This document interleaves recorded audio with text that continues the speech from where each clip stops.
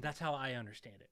If I'm wrong, I'm wrong, but it kind of sounds like to me that it has to shut down unless the Supreme Court steps in and grants some kind of extension, or Congress grants some kind of extension. They want to study it further.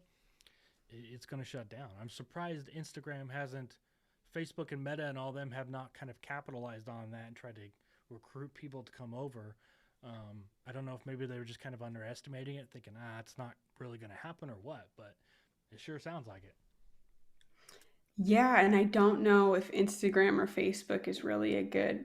I mean, it's kind of the only alternative, but it, they're so different in comparison, especially with like you mentioned, like the online businesses and just being able to promote your product so easily with TikTok Shop.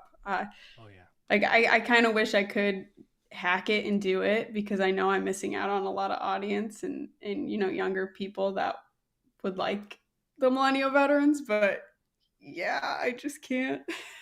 It's another platform. It's another platform to keep up with, and it's just there's already enough social media out there, and then to try to jump on all of that too is just it's a labor of love. I don't know how you juggle all the social media. I mean, obviously you have admins in the Millennial Veterans Group. I'm sure that helps a lot, but um, just trying to keep Yes, up they with it really do. myself is a pain.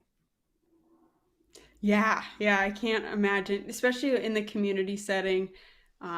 That was hard at first, you know, but a lot of it is automatic. It detects a lot of things, and it detects a lot of things that are not harmful and tries to kick them off. So sometimes a lot of the work is just correcting the bot from what it's doing.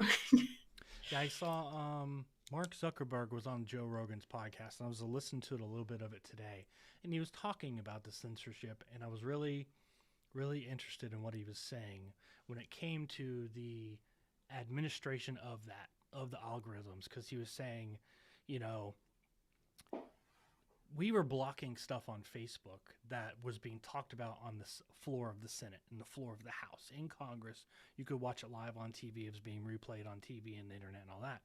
But Facebook was blocking that same kind of content, and he was saying this because they had their parameters set way too high, where it was blocking like 97% of certain subjects.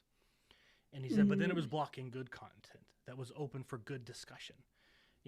And he said, so what do we do? Do we drop it down to like 80%, and then some of the good content sneaks through, some of the bad content probably sneaks through? Just the way he was explaining it, it made it sound like it's, hey guys, it's not so simple. I'm not taking his right. side, but where you're trying to fact check, you're trying to make sure that the bad stuff doesn't sneak through the algorithms and all that.